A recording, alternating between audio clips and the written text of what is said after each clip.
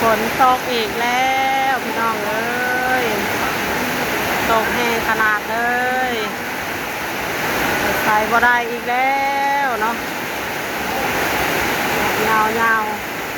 ฝนตกตอนเว้นพี่น้อง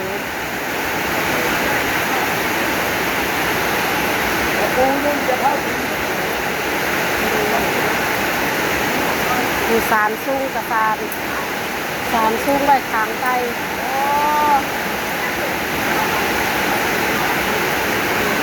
แล้วฝนตกแห้งขนาดเนาะแผ่งลงมาดูสิ